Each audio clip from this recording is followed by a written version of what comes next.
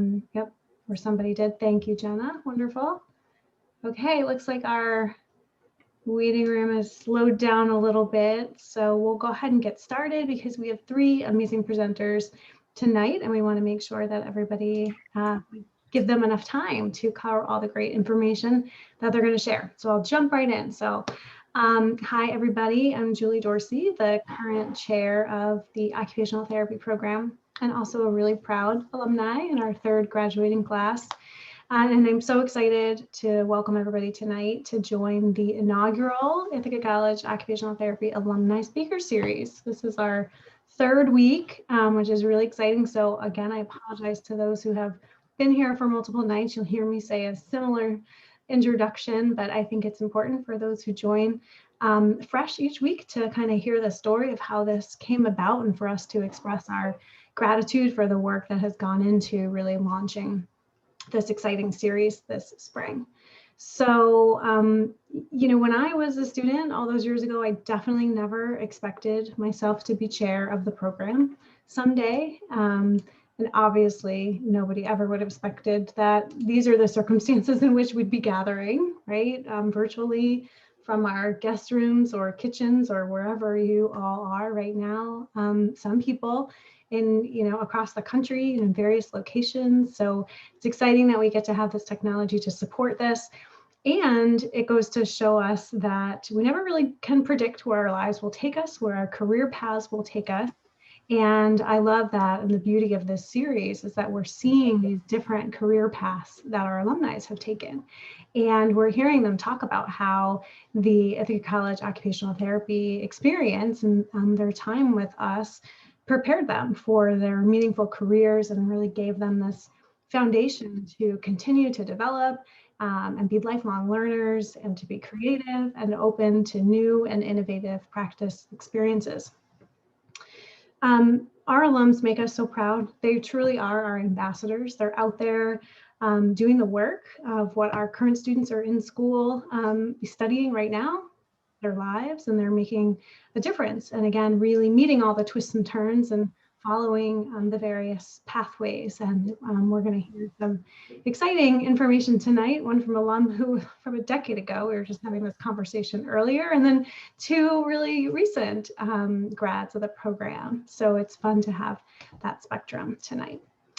A little bit about the series. This series was born out of the vision of 2 amazing junior students, Emma Robinson, and say hi, and Julia Gamberg, who unfortunately wasn't able to join us this evening, but sends her regards and says she was sorry to miss, of course, and we'll look forward to watching the recording.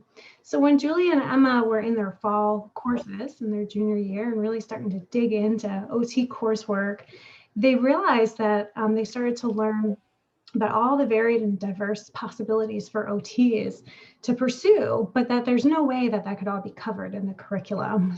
But they wanted to learn more about advanced, emerging, and innovative practice areas. So being the visionaries and advocates that they are, they reached out to Jenna Heffron with their idea of bringing in guest speakers to supplement their classroom learning. So then the 4 of us connected just a little under 2 months ago and started to talk about how we can bring their vision with the departmental vision of strengthening some of our connections with our alumni and really sort of capitalizing on this virtual platform and again, the ability to connect across time zones, across states. We had one of our alums, I hope she's going to join us tonight, who's in Taiwan and is able to join us, which is just amazing. So here we are again, just 2 months later, so bringing their vision to reality in this inaugural speaker series.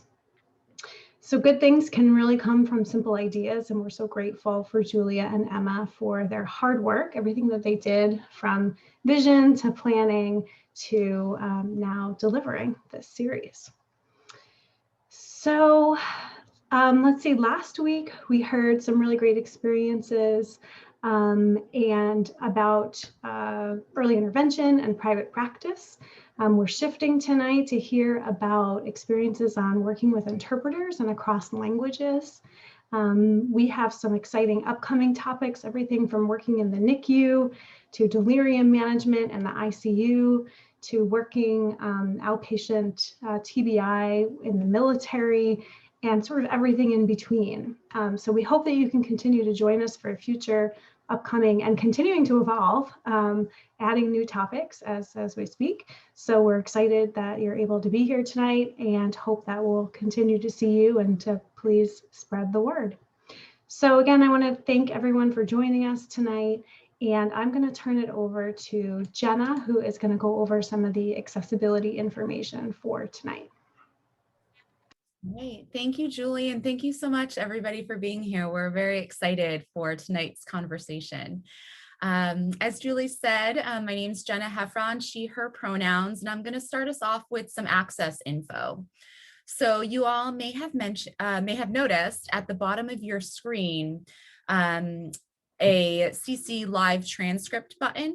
At the bottom of that Zoom window, it's next to your reactions button, I believe. Still, I know we have the updated reactions now.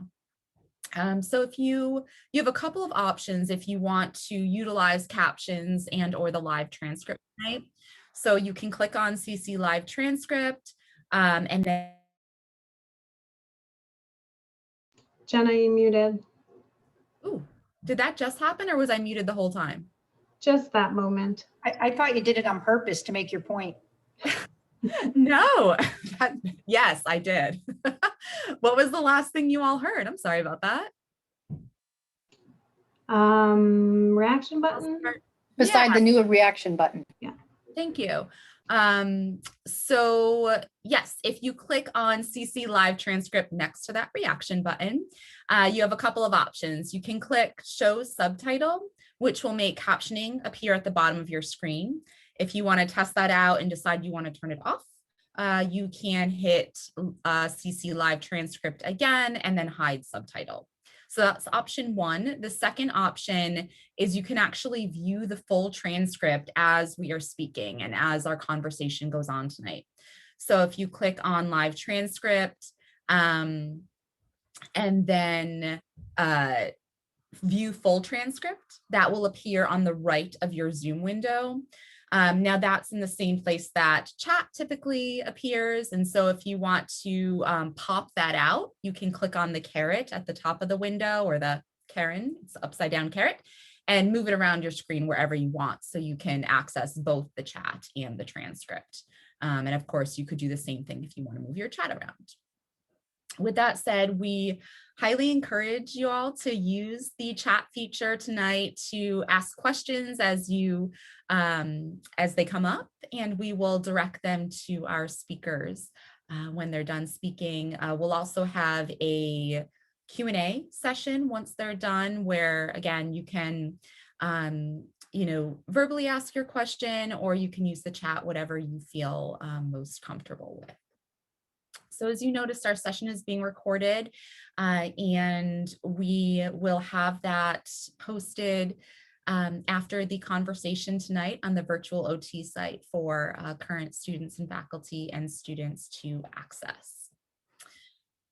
So tonight, right, as Julie mentioned, we have our third conversation, and we have Hana, Kelsey, and Lauren here talking about working across languages and with interpreters.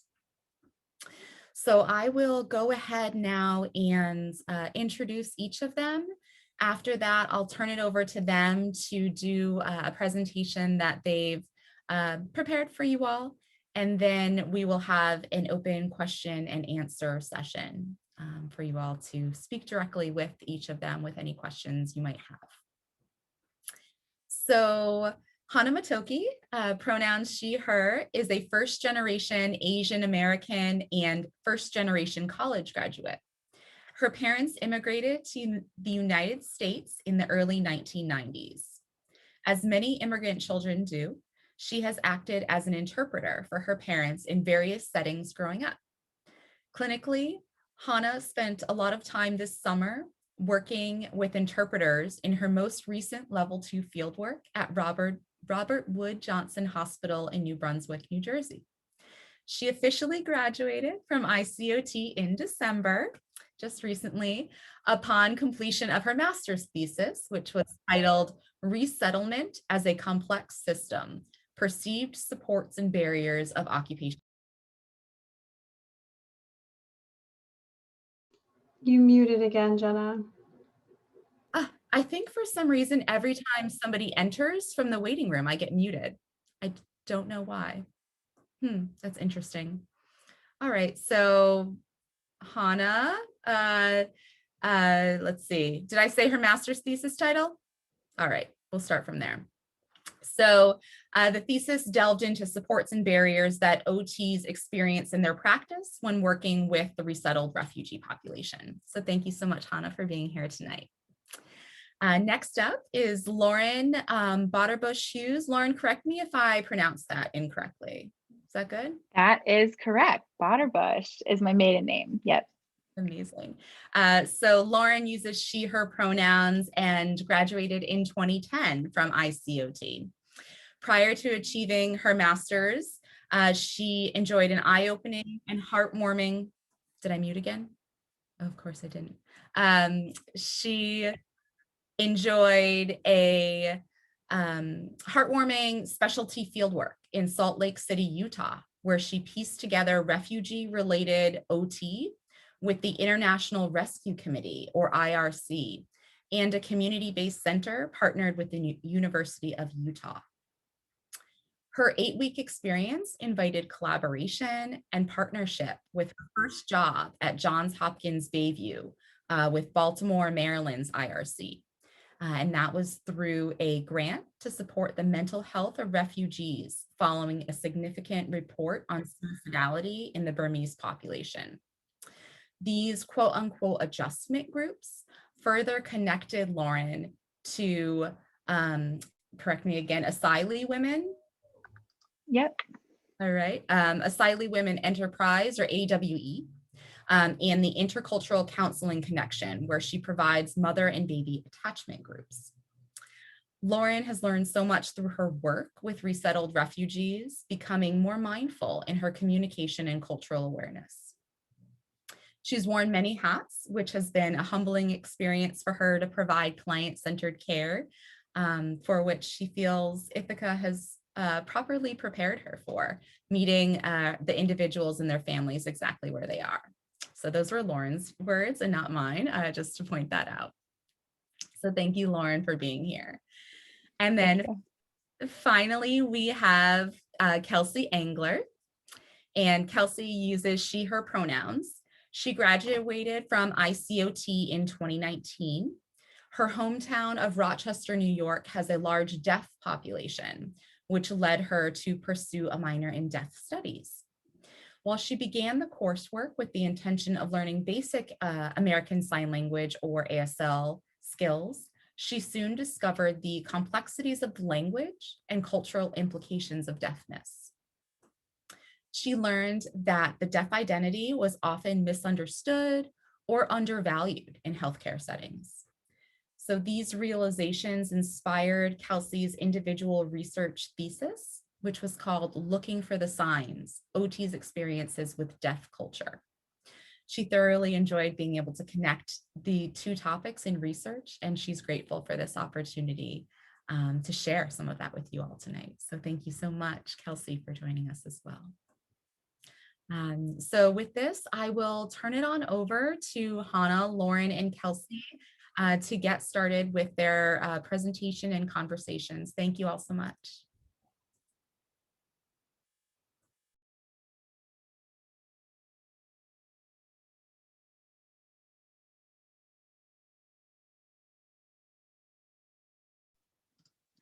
Hi, group. It is such a pleasure to be here. Sorry for that little glitch.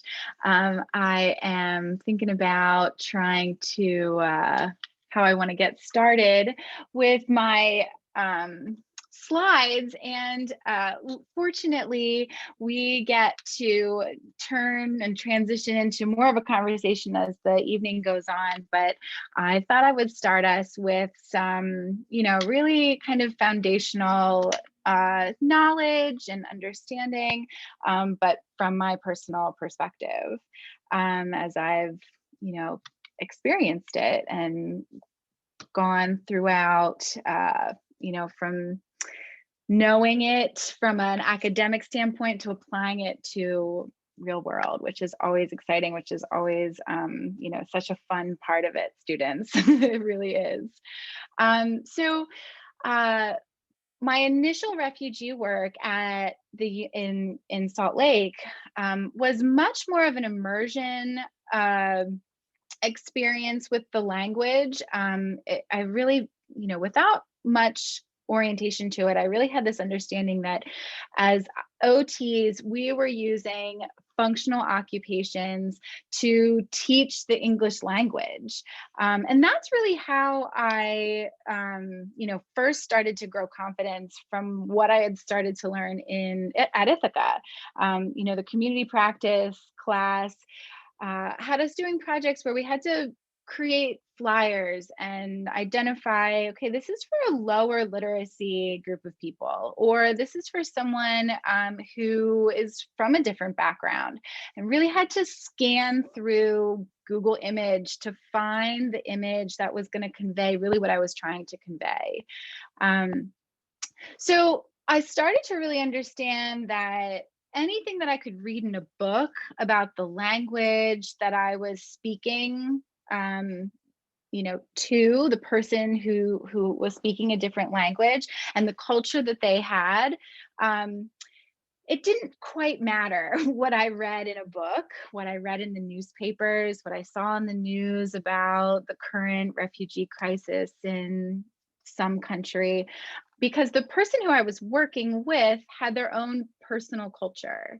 And so the first slide that we have is this idea that culture is as broad as we understand it, it's so personalized. So yes, we can be informed and competent in, what we should know, but we need to be flexible and responsive when we understand and when we're within that session, when we're working directly with that whole person and their family. So be informed, learn about the community, learn about current, information. Understand that there's likely a subculture to it, whether it's religious or political or just family. Try to understand the stigmas, but know that really you don't know. and that really, once I got to Baltimore, I got to recognize that is why the interpreter is so key. As I learned and took more continuing ed classes about working with interpreters, I learned that we use this term cultural broker. And that's so important to recognize that the interpreter, yes, is going to directly convey and interpret word for word what the person is saying. But there will be opportunities to learn about, they said this, and also let me inform you that the culture is this. And in a future slide, we'll kind of see how that timing might happen in a session. These are all the ethics that we hope our interpreters who are trained to be, interpreters are withholding: confidentiality, accuracy, impartiality. They understand their roles, that they're, even they might even be familiar with the person given small communities of languages, but understanding that their role is professional. They have an awareness of the culture of the person that they're working with, respect and advocacy for that person when it's appropriate, continuing to develop professionally and being professionally dressed while still within their cultural, expressions, and, engaging in professional ways, both with the client or patient and with the healthcare professional. This visual is always helpful when trying to imagine how a session goes with the in-person interpreter. So that kind of is what that triangle is. As the healthcare provider, you always want to be able to feel like you are one-on-one with the person. So the interpreter is kind of sometimes even sitting behind the person, or somehow triangulated so that the eye contact hopefully can be directly with the person and the OT or the provider. And sometimes that's hard, and sometimes that's the role of the provider too, is to say, hold on, before we get started, let's see how this is going to work in this space. Because as we all might know, and we can kind of get to eventually, we're not always working in this like beautifully crafted office. Sometimes we're on a hospital bed and someone's standing up and someone's, you know, in a stool wheelie chair. Like, you just have to try your best to get the visual in a way that conveys nonverbal expression too. You have a chance at the beginning to talk directly to the interpreter, and that's a chance to say any appropriate background, if you know what the concerns are, if it's a mental health concern, when it might be appropriate to pause, and creating those signs to pause, saying that it's okay to take notes, allowing the interpreter to introduce themselves so that they feel like an active member of the room. And then figuring out seating. Unfortunately, Kelsey will address that a little bit also, that in the ASL treatment session that the positioning might be a little bit different. And then, you know, here's our session. And then finally, we get to be able to debrief a little bit. And that is without the patient in the room, where we can also have a little bit of more of a deeper understanding if there was some undertones of culture or of stigma or, you know, body language that growing up in a different culture, I just didn't pick up.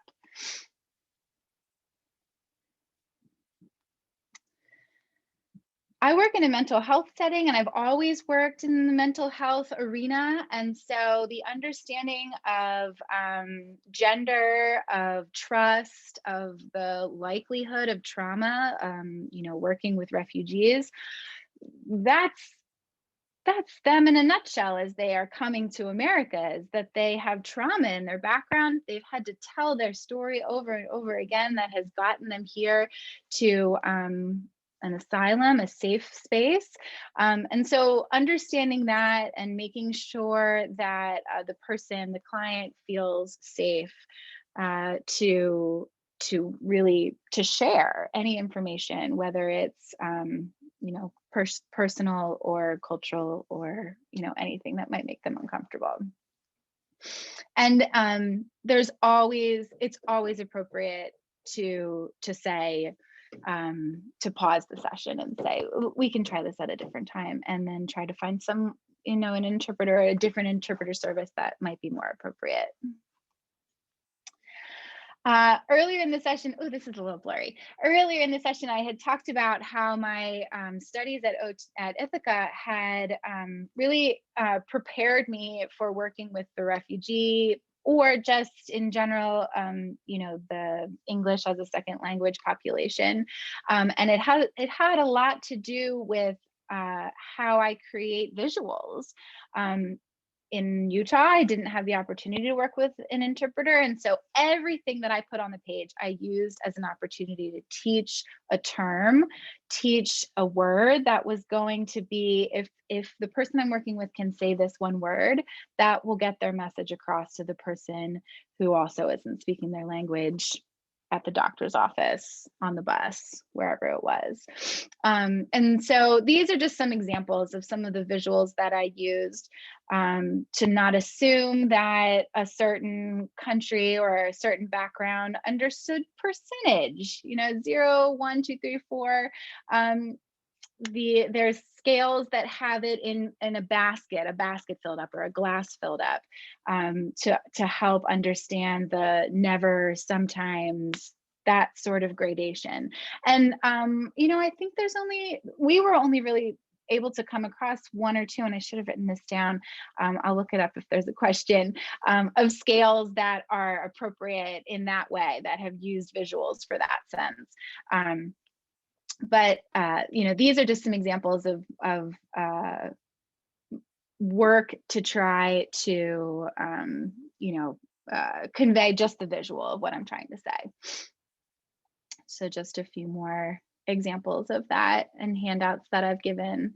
Manage stress isn't a very familiar term, but that was the topic of the session of the group. And so I'm going to put that at the top, and we're going to break it down, and we might take a half hour to explain just that concept, just that phrase. Oh, this is my mom and baby group. And I love these pictures, especially in the context of working with interpreters, because if you look really closely, you will not see any interpreters. It's not to say that they weren't there. They were doing a wonderful job of working with the group leader, with the therapist, and the participants to effectively communicate while still allowing each of the members, the children and the mamas, to fully immerse themselves in the engagement, the occupation of play, of attachment, of socialization. So we see, on the left picture, they're playing kind of a peekaboo thing. The lady on the left is a French speaker, and the lady on the right is a Spanish speaker. So their interpreters are kind of off screen, projecting in a way that everybody can hear, but clearly it's not impacting the engagement, which was primo, wonderful. Here we have just the babies looking at each other. Sometimes you don't need interpreters. And same with the mamas on the right. We have a Swahili speaker and a French speaker, and they are equally as just engaged and participating. I'll just end with this thought about how there's no necessary reason. Let me rephrase. We're asked, is working with interpreters not mainstream? Is it non-traditional? And I beg to differ to say that it absolutely should be traditional. And I'm so glad that we're here having this conversation this evening, because people are speaking different languages in all areas of rehab, in subacute, in outpatient, in any variety of settings. There are laws that say all of those individuals have fair access to interpreter services. And so sometimes we as OTs are the strongest advocates for those patients who are unaware of their rights. And so, I kind of leave us at that with the understanding that I hope we can all feel empowered to put the brakes on, to pause and say, oh, I see that something really important is being discussed here. Might I help you get an interpreter? And being informed about how your workplace offers those opportunities. So with that, I will hand it over to Kelsey. All right, awesome, thank you. So I'm going to take it a little bit more specific, and we're going to look at American Sign Language, or ASL. And it is an important distinction to make because there are sign languages all over the world, just like there are spoken languages all over the world. So that's the one you're going to find here. American Sign Language is what it's called. So that's the language of the deaf community, and that's where my research focused on. We explored the experiences of occupational therapists who were not deaf, who had varying degrees of knowledge of ASL, but worked with interpreters and worked with deaf clients who did use ASL. So I'll give you a little background about the language, and then we'll move into some of the challenges they face, as well as some tips that they gave us for when you may be presented with a deaf client and have had no exposure to ASL before. So ASL is actually not derived from English. It's derived from French. So I think a cool fact to kind of illustrate that is that the ASL alphabet is closer to the French alphabet than to the British alphabet, so in ASL. So there's no base in English whatsoever. It's not simply gestures, it's a whole language. It has a vocabulary and a syntax, and the only thing missing is the written form. The reason that this is really important to realize is because your ASL clients are going to have varying degrees of knowledge of English. So these methods of reading lips or writing back and forth are going to be different client to client because of their knowledge in English. Two other things that are important to mention before we dive in is that ASL is deeply embedded into a deaf culture. So not only does the deaf community have their own language, they have their own culture. So as we try to be culturally sensitive and client-centered, that's important to realize. You'll also hear me say certified ASL interpreters.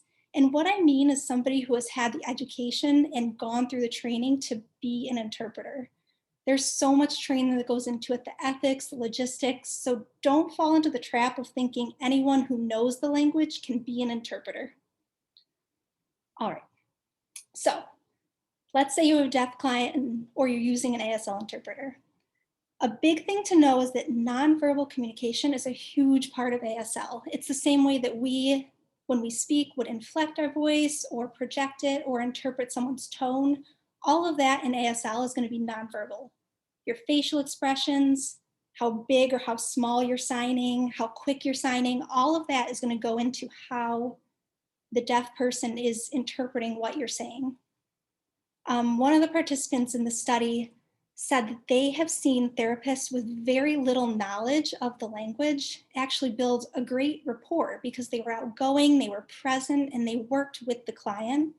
The participant themselves was pretty nervous at first, so they wouldn't talk very much. And you want to remember, the interpreter isn't communicating for you, they're interpreting what you say so that your client understands you. So don't kind of shy back and not say anything, because then it's the same as if I stopped talking right now and you were trying to figure out what I was saying to you.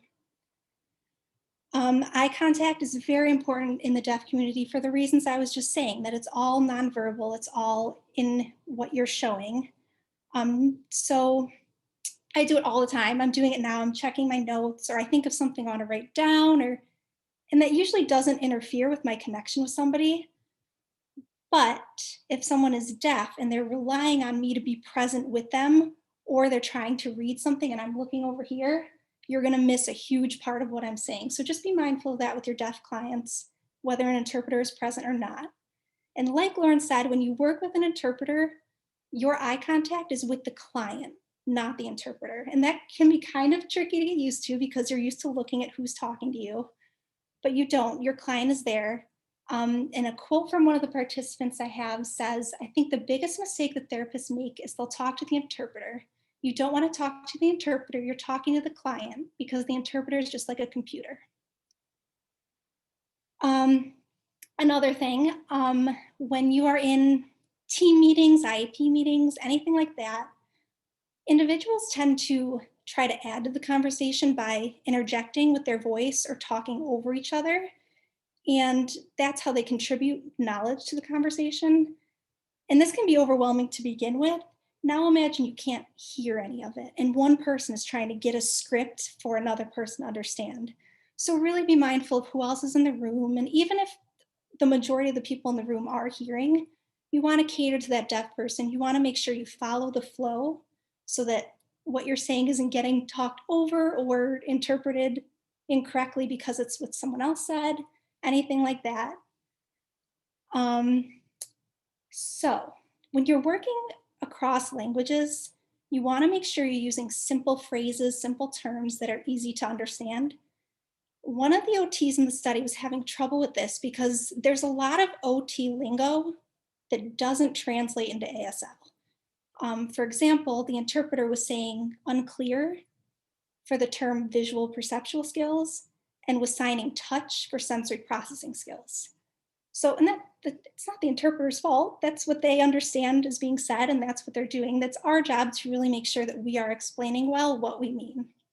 So what they did was they would collaborate before the meetings during this introduction that Lauren was talking about, kind of pick out those terms that you want described in a certain way, and let the interpreter look through and say, okay, this right here is going to cause a miscommunication, and just iron those things out before the family's in front of you. Logistically, when there are names of assessments or names of other providers or titles that don't have a sign, you do what's called finger spelling. So you literally spell out the letters with the ASL alphabet, and that can take forever. Like I don't remember what the name of the bot 2 is, but imagine spelling Brunig something, something, something all the way out. So if an OT is aware of that, they can pause and slow down the pace so that they don't get too far ahead of the interpreter. The environment that Lauren was talking about, the easiest way when you're using ASL is to try to be in kind of a round formation, because even if not everyone's signing, you're all looking at each other's nonverbal expressions as well. So if you're in a circle, everyone can sign, everyone can see each other. And usually you can get to some sort of round formation, whether it's a table or, like Lauren said, when you just got to make do with what you got, you can sort of set up that way.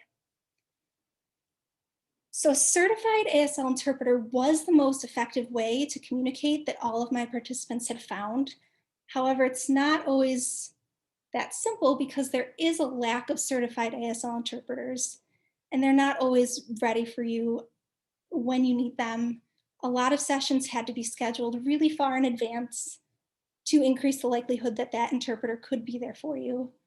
If you're ever in a situation where you need to communicate without the ASL interpreter, really be mindful of what you're trying to say. If it's a large quantity of information or it's really important and you don't have a way to ensure that your client's understanding, you want to try to avoid that.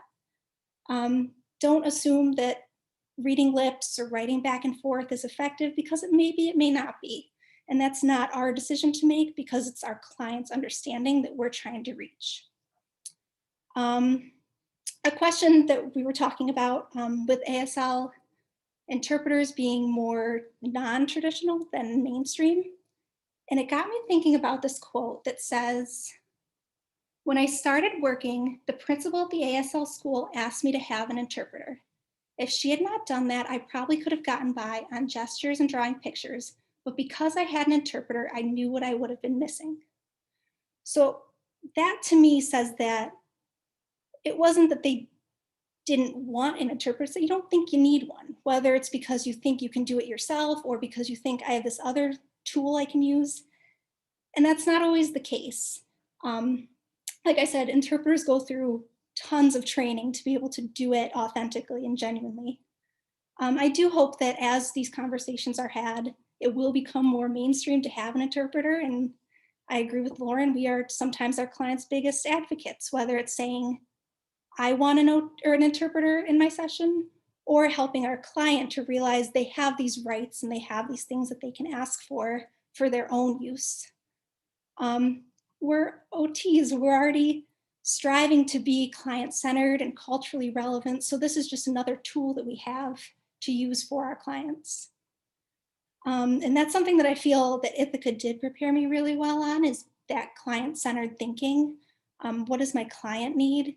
And also, how does something impact my client within their context? So a good example here is any sort of deficit in upper extremity motor skills, or an injury or visual perceptual skills. Not only is that going to affect any client's day-to-day life, now a deaf person can't communicate at all, because that's how they communicate. So just being mindful of that and prioritizing so that, you know, it's not always about ADLs or leisure activities. Those are very important, but so is communicating, which, you know, I can communicate fine without the use of my hands, but someone who's deaf cannot. All right, so what I'm going to leave you with is that I do understand it can be nerve-wracking to step outside your own language. When you get your first deaf client and you're like, I don't know any ASL, I don't have an interpreter here, what do I do? Deaf individuals have to exist in a hearing world daily. That's the norm. We live in a hearing world. One of the participants said they've lived in a hearing world. They're used to dealing with hearing people. The person who is feeling awkward is you, because maybe you aren't used to dealing with the deaf world. And I think that's important because your client doesn't expect you to know ASL. They don't expect you to be fluent. But what they are expecting is that you have strategies and that you are valuing their needs and you know the value of an interpreter. So it's just another client and they happen to be deaf, and these conversations will help you be ready to deal with anyone who comes in your door. And with that, I'm going to turn it over to our last speaker. Thanks, Kelsey. Hi, everyone. I'm happy to be here today. I'm going to be talking very, very briefly on kind of my thesis. It was called Resettlement as a Complex System, Perceived Supports and Barriers of Occupational Therapists. But then I'd like to kind of jump into my field work at Robert Wood Johnson Hospital, which was acute care inpatient, where we had a lot of patients who didn't speak English, and my experience using the iPad and my observations of other medical staff and their use of the interpretive services. And then I'd like to spend a bunch of the rest of the time kind of talking about my personal experience growing up in an immigrant family with parents that don't speak English. So kind of I'm going to be shifting a little bit from kind of thesis researchy to clinical to personal to kind of give you like a little bit of a spectrum on what it's like for families, or what my parents' experience has been like navigating the medical or just the American environment, which is mostly English speaking. So my thesis kind of focused on the supports and barriers of occupational therapists working with the resettled refugee population. And I kind of took, I don't know if people remember Bronfenbrenner's ecological systems model. It's that circular one that goes in and out, and it's like microsystem, macrosystem, exosystem, and it has chronosystem. So it's all these different complex systems that interact with one another that influences the person's perceived experience. So when I was talking to my participants, what two of the biggest suggestions they had for entry-level programs was, I wish I had more content on how to work with interpreters, and I wish I had more content on grant writing, especially what happens when after you apply, like what happens afterwards. So that kind of prompted more of my interest in kind of like how language really plays a role in a patient's experience, along with my own personal experience with that as well. So yeah, so that was the main thing from my thesis takeaway that had to do with interpreters. And this summer I had a chance to, like I said, I had a chance to work at Robert Wood Johnson Hospital. It was amazing, and I really, really enjoyed it. Some days were really hard, but most of the days I enjoyed it a lot. But the system we had was we had iPads, and we connected to this company called Language Line Solutions, and we can call on this iPad and there would be an interpreter on the screen. So that was the ideal choice. That was choice A. Choice B was there was like a landline phone, the one with the string attached to the actual phone. You can use that, or you can use your cell phone. So those were the three choices, and there was only one iPad for a whole floor, if there was one iPad for the whole floor. And oftentimes I preferred using the iPad because, like Kelsey and Lauren mentioned, like that visual cue, the body language, our interpreters act as not just the language component, but also cultural brokers. So for example, I was doing the MOCA, and there's the part where you're asked to repeat 3 phrases. Some words you can't find a direct translation to. So the interpreter's like, well, instead of sunrise, can I say the first sun of the morning? So it becomes kind of different. But so those were the 3 choices we had. And it was always really interesting to see other medical professionals either utilize it or not utilize it at all. I had some people on the rehab team where they would be like, oh, I'm proficient in Spanish, when they're definitely not proficient in Spanish. And I'd be like, here, use the iPad. I'm done with it. And they'd be like, no, I don't need it.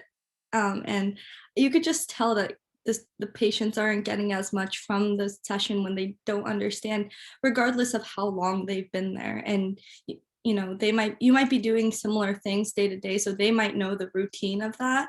But either way, that's no excuse for you to not use an interpreter, regardless of how long they're there, how much you think they might know. They have a right to that interpreter, bottom line. And what's also fun with technology is that the connection cuts out a lot. So you could be in the middle of a session and then boom, no interpreter, and you're just like, what do I do? And you're trying to manage your session while trying to connect the iPad again. So that's all, you know, kind of being able to go with the flow and problem solve in that moment. And your clients, no one is ever going to be like, I can't believe the iPad like broke out. Everyone's pretty understanding. So kind of like knowing that you're a team with your client is really, really, really important, I think. Let me see. And also just like from like a more charting perspective, there was a lot of times where family was present and the family member, the patient and the family member preferred to interpret. But I would always say, hey, we have interpreting services. Like, would you prefer this interpreter? And most of the time they'll say, no, I prefer my daughter to interpret for me. And in that case, I document it as client's daughter present at session, requesting yada yada language interpretation from daughter instead of, you know, language interpretation services, declining this language interpretation services at this time. So kind of making sure that you're also giving them the option, even though there is another person that's able to interpret, but also making sure you document it in your charting as well, just in case like there's some miscommunication or something like that. We always want to chart it into our files as well. So, and also, I guess the last thing that was really important for me to kind of like touch upon within like the more medical aspect of working with interpreters is sometimes we have the iPad, we have an IV, and then we also have a patient with a Foley or a drainage collection bag. So you're going to be trying to manage all of these different medical equipment along with trying to manage the interpretive services. So just when you're doing that, just be mindful that you're taking it one step at a time. Maybe you can use the phone instead. Sorry, that was my mom with the dogs, if you can hear that. So yeah, so kind of how Ithaca prepared me for this, and also just like my understanding of how important language is, you know, having conversations with my peers, as well as like having conversations with like the professors is really important in terms of conveying how important it is to talk about how important language is. Just like opening that dialogue to say, hey, like, let's talk about this and how important it is for communities, especially communities of color. And yeah, and also Kelsey and Lauren also touched upon this multiple times, the client-centered care emphasis that Ithaca really, you know, drills into you, and rightfully so, is what I really got out of the IC experience. And just now I'm going to shift from my clinical to more personal experience with interpretive services, growing up in an immigrant household.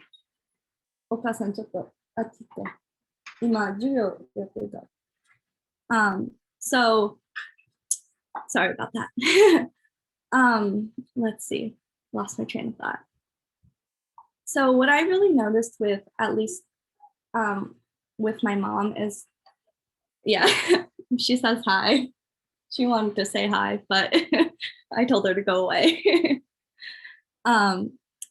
Is that as the person not being able to speak that language, there's always going to be some frustrations, like, and at least for my family. And I want to make sure everyone knows that my experience with my family and my experience as an immigrant child is not the experience of every immigrant or every person of color. So I'm sharing upon what I've experienced, but I hope that this is not the experiences of everyone. So I want you to make sure that you are understanding that.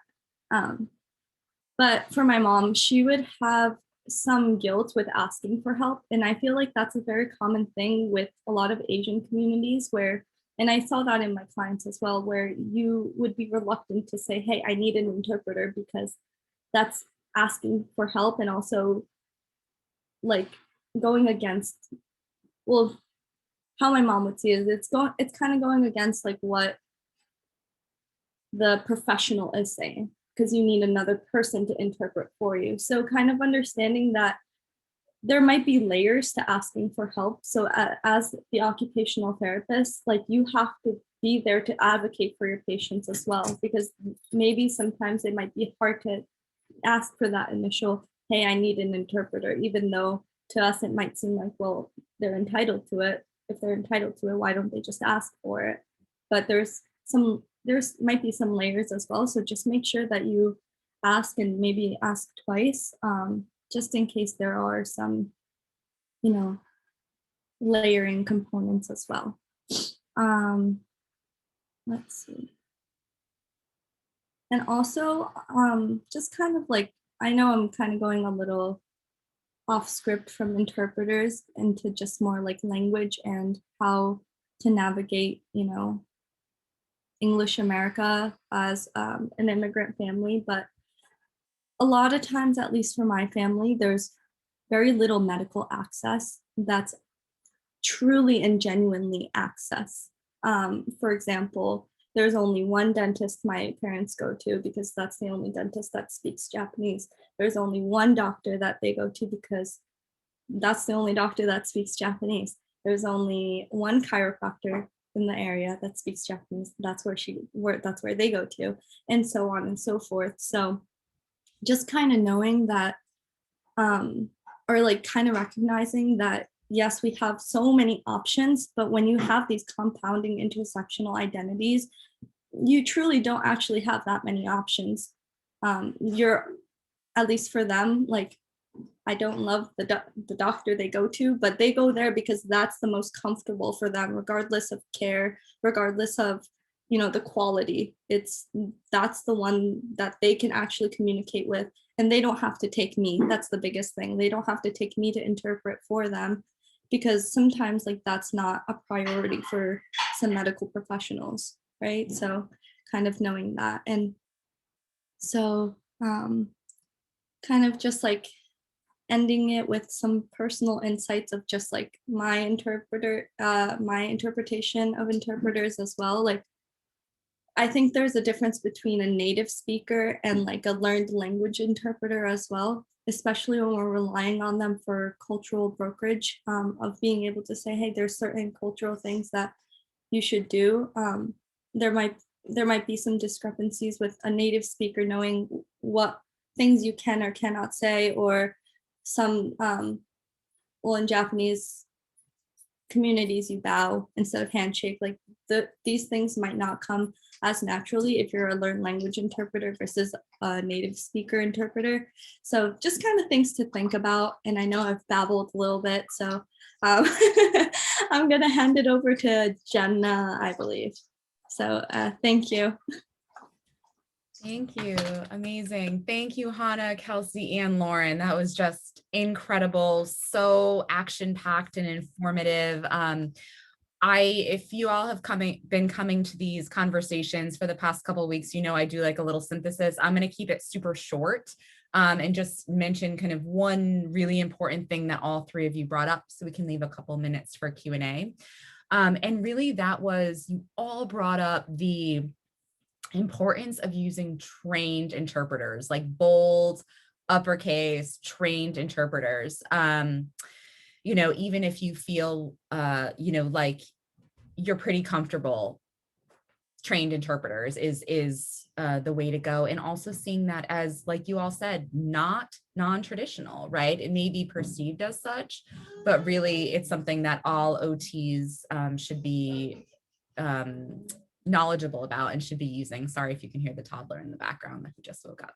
And actually you all spoke to how ICOT prepared you to do this type of work. But also I want to point out that Hana's critical approach and kind of feedback to me is why in community practice now we have a training, a formal training for students to work with interpreters, because that was something from Hana's thesis.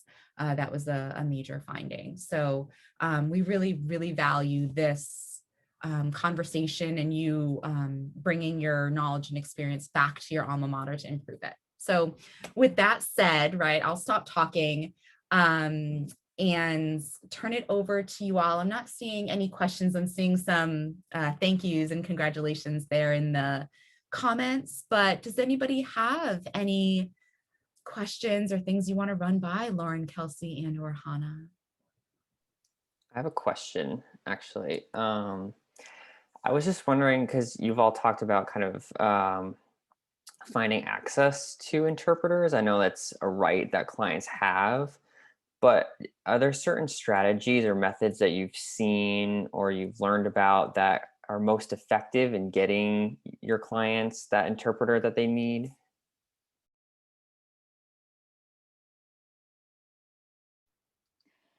I guess I've been fortunate to always work in a setting that had a language office, and that office had various prongs. You know, Hana had mentioned the iPad or phone. Cryocom is what we call ours, which is like, it feels so 90s or something.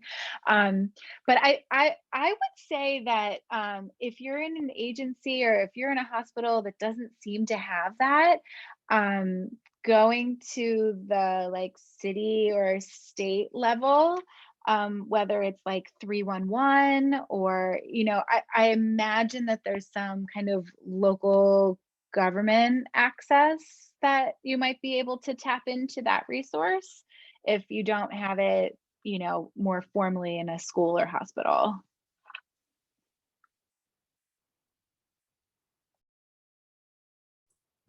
Wonderful. One of the questions got answered there. Any other thoughts or questions before we have time for maybe one more if anybody has any? Otherwise, I'll turn it over to you, Julie. Yeah, I actually have a quick question. I think, Lauren, you had mentioned searching for grants to kind of aid in the process of your practice and really getting the representation accurately conveyed. So I wondering if you could speak more onto looking into like grant proposals and grant writing. And Hana and Kelsey, if you have experience in this too, please chime in. Would be more than happy to learn. Yeah, Hana, maybe you, or Hana, maybe you can share some more. I've been fortunate to have had a partnership where there was someone who was in charge of that grant writing. And I will say just that is that if you can be so lucky to have someone help you with that, because it's a hefty task if you are also trying to develop and execute a program. So, you know, as you think about funds and grants, it might just be worth rolling that into, you know, a salary of sorts for someone who can help manage that, gather the data, give feedback to the funder, because it is, it's a job unto itself. I don't know if there's time for one more quick question, but it's for you, Lauren. I remember you said in the beginning that you did your level 2 fieldwork in Utah with refugees. I was just wondering, I'm going into level 2 fieldwork hopefully in person this summer, and I was just wondering how you were able to find that facility to work in the population. I was really lucky. Ithaca had University of Utah was one of our contracts. And so Wida Smith was the, she's an OT at the University of Utah. They have an outstanding OT program there. And so she's actually been published in AOTA, I think. But anyway, she had piecemealed this field work together. So yeah, I was just kind of perusing the database that Ithaca had and came across Wida. But I'm sure, you know, if you're looking at trying to create one, I don't know, I shouldn't probably step on Rita or anyone else's toes here to say like, go make that contract. But, you know, I think it's worth reaching out to OT departments if you're eager and passionate about something. Well, Rita's on tonight, so she heard this. I just looked in the participant list, so there you go. All right, I know we're right at time, and I want to be respectful so everyone can carry on with their evenings. And we are just so grateful to have been able to spend this hour with each of you. It's great to see your faces again and hear what you're working on.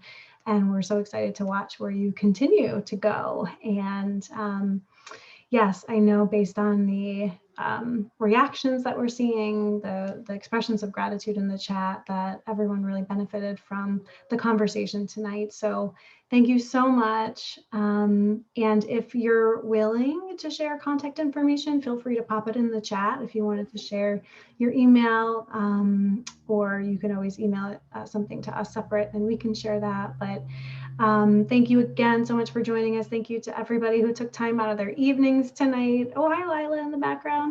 We have a bunch of alums on here, which I just absolutely love. I see Mara. I think I saw Zue, who was the one who I was saying was joining us from Taiwan. Michaela, I know I'm missing some people, but it's just so amazing to get to do this. And I'm grateful for the technology platform to allow us to connect in this way. Wish we could all be in person in San Diego at AOTA conference, or somewhere other than, you know, in our Zoom boxes. But this is the next best thing. It's wonderful to see you. Sending lots of virtual hugs to everybody. Have a great night. Take care. Thank you. Bye. Bye.